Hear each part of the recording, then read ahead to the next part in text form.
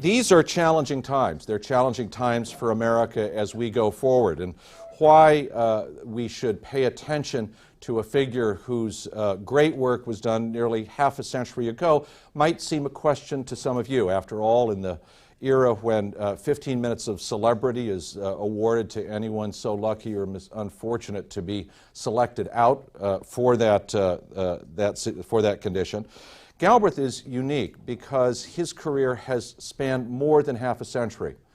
His is beyond celebrity and now amounts to fame. He is America's all-time best-selling author. He has published more than 4 dozen books that in toto have sold more than 8 million copies worldwide. Many of those books are written originally in the 1950s and 1960s, are still in print today and have been continuously since they were first issued. And the tradition which John Kenneth Galbraith represents, although it has in American political life and in American economics seem to have been eclipsed, I think is also now, and I know Ken believes this, due for a return. As he says, it may not happen in my lifetime, but at 96 I can expect very little to happen more in my lifetime. I wrote the book about Ken Galbraith because I was very perplexed about what had happened to the liberalism and the Keynesian economics in which I had been reared myself 40 years ago. As George mentioned, my father was an Episcopal minister, and while you may think, as my Jewish wife does, as of Episcopalians as God's frozen people, we do, in fact, among at least parts of the clergy and parts of the congregation, maintain a liberal social justice tradition. As my mother, the daughter of a banker, once observed of my father, he thought the Holy Trinity was Father, Son, and Franklin Roosevelt. Likewise, Ken Galbraith. And the issue for me in setting out to write this book was, in a sense, not only to revisit the career of this remarkable man. When you think about it, those 8 million copies of his work sold means that he is, in fact, the second best-selling writer on economics the world has ever seen. The only one to exceed him, as best we can tell, is Karl Marx, and not many of those sales were voluntary over a long period of time. If markets matter, Ken Galbraith is by far the best-selling author on economics that the world has seen. The question then is, what happened to the tradition that he represented? What is it the world that we are living in now? And what can we learn by looking at his career and his ideas and the world in which he worked to understand better where we might be headed today? Ken was born in 1908 when Teddy Roosevelt was president. That's a man who has lived a long life. 3 months before his birth, Henry Ford pulled the first Model T off the production line in Detroit. So to give you a sense of the life he has lived, think only of that. Ken, however, grew up in a small Canadian farm community. He was not, as many people believe, born to the manor with a silver spoon in his mouth, despite the style of insouciant and almost gentry-like cultivation which he often exhibited. His gift for language and his gift of humor were given to him by his father, but he was born in very straitened circumstances. He went for the first 8 years of his life to a one-room school, if you can imagine. The school still stands today. I've been to visit it. It's no longer a school. And he then went on eventually to Ontario Agriculture College, where he got his undergraduate degree, not in economics at all, but in animal husbandry. He said, by the time I was 21, I knew more about shorthorns than I did about cost curves.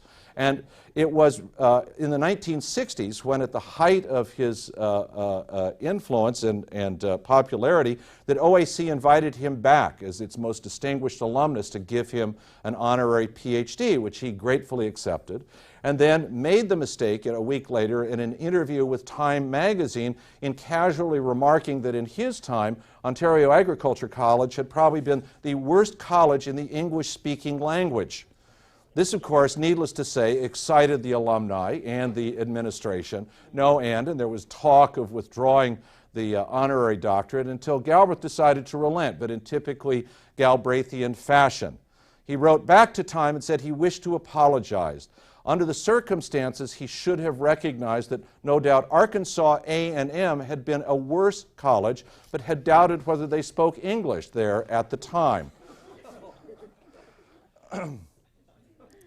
The education that Ken Galbraith got in economics, however, at the University of California served him well. The University of California was and is one of the premier institutions of higher learning, and in the social sciences, and particularly in economics, it was working at the cutting edge in those days, particularly in the field of agricultural economics, where Ken worked. And Ken, out of those years in Berkeley, did so well that upon graduation, he was offered an instructorship at Harvard University.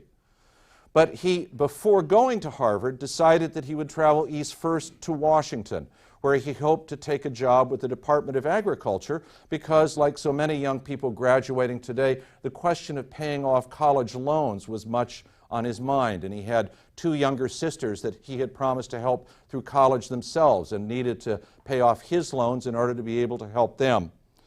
So he arrived in Washington, D.C. in the summer of 1934 and went for an interview at the height of the early New Deal, and presented himself and described his credentials, and was asked only one thing: do you support the New Deal?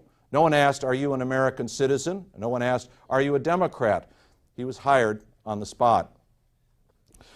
Over the next several months, however, Ken Galbraith was given an early and vitally important lesson in the ways in which economics and politics and power are all in the real world inevitably and always stitched together. And it is that experience, that early experience, which has in some sense been at the centerpiece of the lessons about economics which he has tried to teach in his mature years. As many of you who've studied economics understand, from the start of the 20th century, under the influence of English economist Alfred Marshall, economists attempted to differentiate themselves from sociologists and political scientists, and in particular after the Second World War, attempted to mime the physics that had done so well in the period from Einstein right up through the atom bomb. Economists, in fact, thought of themselves in some sense as the physicists of human relations, and their hope was that by devising simplified but radically informative models of the economy, which could be constructed mathematically, and then with the burgeoning influence of role of computers over the 1950s and 1960s, raised to such a level that we could expect to be able, as economists, to advise political and business leaders so as to maintain a permanently growing, full employment economy. I myself still remember the days listening to professors talk about, and you'll love this and you'll remember the time, if only computers were bigger. The IBM 360 merely took up one room. If we just had another 10 years and the computer somehow grew so large it took up a large warehouse, undoubtedly it would have the computing power to give us the kind of economic forecasting ability that would let us manage the economy. Now, the seduction of that promise of a kind of perfect foreknowledge that allows one to control the environment in which one lives, and ideally, in economist terms, for the better of all, has always exercised profound influence in my field, as it has in different ways in other fields of social science. But Ken, from an early time, understood this to be an arrogance of economists, and a dangerous arrogance of economists, because of his understanding of the relationship of economics and politics and power. I asked him once where his first lesson in the relationship of economics and politics and power came from, and he thought about it and he said, probably from my father. His father was a quite prominent figure locally in this small radius of Scots-Canadian farmers in southern Ontario, and quite a figure in the Canadian Liberal Party of the time. And Ken remembers at the age of 11 or 12 being taken to his first political rally, where the issues of the day were to be debated and the merits of competing candidates judged. The Conservative Party representative spoke first to a gathering of 30 or 40 farmers in one of the neighbors' farmyards, and did rather well, Archie Galbraith thought, and Archie realized he needed something strong to come back with. And so when it came his turn to speak, Ken remembers, his father strode into the middle of the barnyard, not to the podium that had been set up, but to the large manure pile, quite a few steps away from it, stepped into this large pile of manure, and as he sank with his boots on into it, began by apologizing for speaking from the Tory platform. Ken says he wasn't sure that his father won many votes that day, but it left an indelible impression on him. Now, the less humorous experience that shaped him was one that he encountered in the agricultural department in the first months that he came to Washington to work. And they are an experience which I'm sure many of you can very well understand. The federal government had just begun to undertake crop payments, crop subsidy payments for the non-planting of crops in an attempt to reduce overall agricultural production and bring up the price of agricultural goods so that farmers, who at that point still represented 40% of the American workforce, could find a viable means of life. The issue of wheat and corn had gone quite well. The system had been implemented quickly, the production had been cut, incomes and prices were beginning to rise. There was an early signs of restoration throughout the Midwest of the agricultural economy, but then came a more troubling issue, and it was the crop that defined the South, cotton. And here the issue was distinctive for all of you who know the agriculture of the South, because the issue of race and class obtained as it did not in wheat and corn. The owners of the land on which the cotton was grown were white. The workers who planted the cotton, tended the cotton, harvested the crop, and brought it to the gins for processing were overwhelmingly black and poor white. And the question that arose was, who would receive the federal payments? This was the New Deal. This was liberal Democrats in office for the first time after a long conservative Republican run. And young people in the administration, like Galbraith, thought naturally, well, the answer is to the poor. It would go to the poor whites and the poor blacks of the South, who were suffering far more than the plantation owners themselves. There would be an allocation, some would go for all, but it wouldn't be weighted so heavily to the owners. But that was not the message that Ken Galbraith got. He and another young representative of the department were called up to Congress and called into the offices of Senator Ellis Durant Smith, senior senator from South Carolina, nicknamed Cotton Ed Smith, because he himself owned a large plantation in South Carolina. And Cotton Ed made clear to him that the politics of America was not going to permit major payment of democratically inspired federal programs meant to alleviate poverty. In the words that were seared that day in Galbraith's mind, you take care of the payments, we'll take care of the niggers.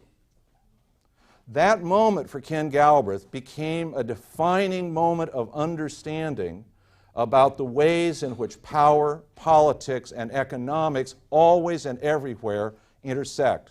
And in the raw injustice of it, he learned something about what it is that he believes we all must understand in order to struggle for justice in America. Because he came out of that meeting believing that at least Roosevelt and the White House would stand up. What he didn't, as a 24-year-old, understand was that Cotton Ed Smith and the other Southern barons who controlled the Senate and House committees had indicated to Roosevelt that no legislation would move that year. No Social Security, no labor law reform, no electric utility reform, no banking reform, unless this was done for them. And Roosevelt did it. And the next year, more than 1 million people in the South went on general welfare. General welfare paid at that time approximately $5 a week because they were thrown off those plantations because there was no need for them. The plantation owners simply sat and waited for the payments to be deposited in their banks throughout the South. Now that drove home for Galbraith an important lesson when he then moved on to Harvard about how to think about modern economics. Because by and large, the overwhelming majority of Harvard economic faculty at that time were deeply opposed to the New Deal. They were men, and they were all men. Harvard, I should note, hired its first woman economist on a tenured basis 4 years ago in a department that was created in 1870, and has made the radical step of hiring a second woman who also happens to be African American and thereby thinks it's gotten a twofer for that in a department of 42 tenured faculty. So we're up to 2 women in the department. But in those days, in the 1930s, it was all men. And they deeply believed that the tenets of neoclassical economics were being violated by the New Deal. I'm sure you all know the tenets of neoclassical economics because they're taught in all the introductory class texts even today, although in updated form. And they are very simply this, that there is in the world of economics a set of markets. The markets are defined by a relationship between supply and demand, and it is price which equilibrates the relationship between supply and demand. And that if markets are left alone, they will, over a period of time, equilibrate supply and demand in all the markets that exist around the economy in such a way as to optimally utilize all resources, human labor, human intellect, capital, raw materials, etc. And in that model, devised in the late part of the 19th century, government played little or no role. It exercised some control over the monetary authority. It tried to prevent monopoly from emerging, although neoclassical theory couldn't explain why monopoly emerged in the first place. But there was a problem in the mid-1930s because America had something very close to that neoclassical model in place. And a quarter of the American workforce was out of work. Farmers were even worse off. The stock market had lost 90% of its value. Overseas, America was being threatened on the one hand by the emergence of fascism in Germany and Italy and Japan, and by the presence of Joseph Stalin at the levers of control in Moscow. And so for leaders like Franklin Roosevelt and for young economists like John Kenneth Galbraith, the question was no longer about whether or not we could get the real world to behave like the textbook. It was, what do we do to preserve the real world so that real people can work and eat and keep America from following down the path that Italy or Germany or Japan or the Soviet Union had taken, because those risks were in fact real. The savior in that moment, as you know, is an Englishman who was named John Maynard Keynes. What Keynes produced in the General Theory, which was published in 1936, was a sophisticated intellectual argument that explained that, in fact, government's presence is absolutely essential to the sophisticated and successful functioning of markets. To imagine markets functioning well without government's presence was, in Keynes's model, not only illogical but profoundly destructive. What Keynes pointed out was that in times of economic downturn, you could find yourself trapped in such a way that businessmen and investors no longer had the confidence to keep investing. He called it the liquidity trap, and there are lots of complications that go with it. But in such moments, you could have the Great Depression. Ultimately, he said, Marshall and the neoclassicals were right. In the long run, the economy would recover. But as he said famously once, in the long run, unfortunately, we are all dead. And so there was something that needed to be done in the short term, and Keynesian counter-cyclical spending by government was the answer. The origin of the idea that government has a responsibility to use deficit spending to fuel an economy that is lagging in recession is born in 1936. And Ken Galbraith, like Paul Samuelson and Bob Solow and Ken Arrow and every other major figure in American economics of his time, adopted the Keynesian point of view. Coming out of the Second World War, the important thing now was that Galbraith had this immense set of first-hand lessons in the relationship of economics, politics, and power that basically had not been shared with men who would go on to become leading theoretical luminaries in the field of economics. And so as Keynesianism grabbed hold in the 1950s, Galbraith became an apostle not of Keynesianism in general, because that was a belief shared throughout the profession, but of a very particular kind of Keynesianism. And it was influenced by a couple of factors which are very important to understand. One is that along with Keynes, Galbraith believed that America was approaching a point in which the old traditional rules of scarcity that had defined the rationale for economics itself were no longer going to hold as they once had. You have to remember that by the 1950s, America had achieved this remarkable place in human history. Just a half century ago, we became the first nation in which the majority of its citizens on a regular basis were not poor. It's hard for my children to understand. It's hard for people in their 20s or 30s to understand. But it is quite easy for Ken Galbraith, who lived through the First World War, the 20s, the Depression, the Second World War, to understand how remarkable the prosperity of the 1950s was. And it created an opportunity, he felt, for Keynesians in particular, but for liberals more generally, to argue for a new kind of America. One in which the emphasis on earning private income and enjoying private consumption was no longer nearly as important as public spending on public goods that would enrich the lives of us all. As he famously described it, we no longer needed the tail-fin Cadillacs. Remember those, the SUVs of the mid-century? And he described instead the world in which those tail-fin Cadillacs drove. The world of potholed roads, the world of polluted streams, the world of sides of the roads clogged by billboards and the like, and passing the factories that spewed out toxic waste. What Galbraith was pointing to before Rachel Carson, before the environmental movement caught on in a new way, before we became more conscious of the excesses that could occur out of private consumption, was that a great society was not defined by the size of the tail fins of its cars, but the quality of the education it gave the young, and the quality of security it provided for the old, and the quality of the environment and health care that it provided to all. And that was the clarion message that Galbraith brought in the affluent society in the 1950s. And for him, Keynesianism represented this singular opportunity, because now we'd established the role and responsibility and indeed the necessity of government's presence in the economy, not just for excuse me, public works in times of depression, but as an ongoing means of balancing out the economy, and then secondly, building this public sector that worked for all. Now, that model was the one he carried into the Kennedy administration.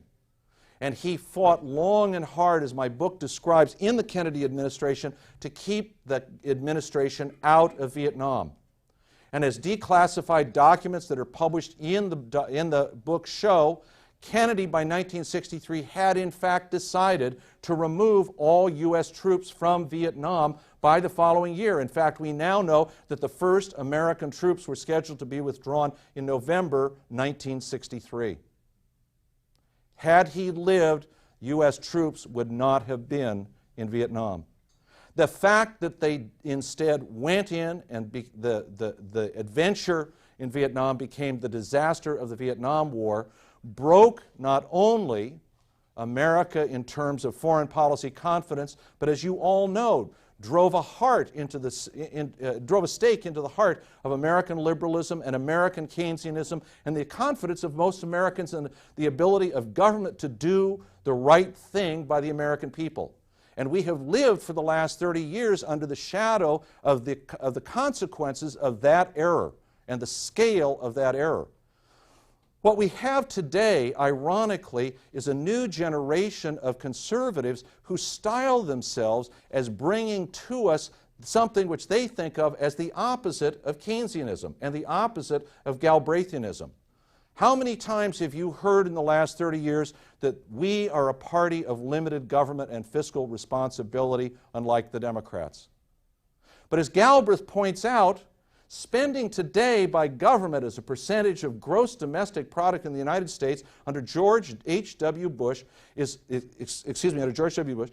higher today than it was under John F. Kennedy, higher than under Lyndon Johnson, higher than under Jimmy Carter, higher than under Bill Clinton, higher than under Franklin Roosevelt throughout the entirety of the New Deal, save for the 4 years that we were at war.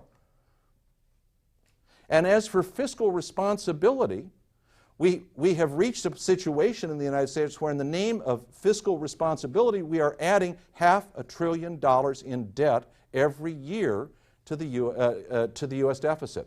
We now have $7.5 trillion in debt on the books. We're scheduled to add $3 trillion more by the end of this decade, and if Social Security reform, as President Bush wants it, passes, it will, by any average estimate, add another $2.5 trillion to that debt. Galbraith doesn't consider this to be the antithesis of Keynesianism, but Keynesianism gone wild. This is, as the British magazine The Economist said, is nothing more than supercharged Keynesianism. What has kept the economy moving is not Republican policies of limited government and fiscal responsibility, but an orgy of public sector spending that has been the result of lowered taxes on those most able to pay the taxes. And as a consequence, we find ourselves in a trap. We're unable to spend the money we need on those public sector goods that Galbraith in the 1950s defined as essential to a good society. And we have become terrified not only of government but of debts because, as Galbraith said, we can no longer distinguish between a simple drink now and again and the idea of drinking the whole bottle every night. We've become so habituated to a government that drinks the whole bottle of deficit spending every year. My argument in this book is that John Kenneth Galbraith's life is important to know and understand, not simply because he was a remarkable man who lived a remarkable life, acted at the center of world and American history over a 60-year period, but also that he has produced a set of ideas and insights into the way America both operates and, from his vantage point, believes America should operate, that need to be back on the political and public agenda today. I wrote this book not because I am a biographer, I am an economist, but I believe that in Galbraith's life he brings together the elements of public thought and integrity which all of us find so lacking in public discourse today on all sides of the political aisle. Galbraith may be considered by many simply an old liberal. I would argue instead that he is a man of wisdom, whose wisdom at least ought to be fairly and openly debated again as we move forward in this century. Thank you very much.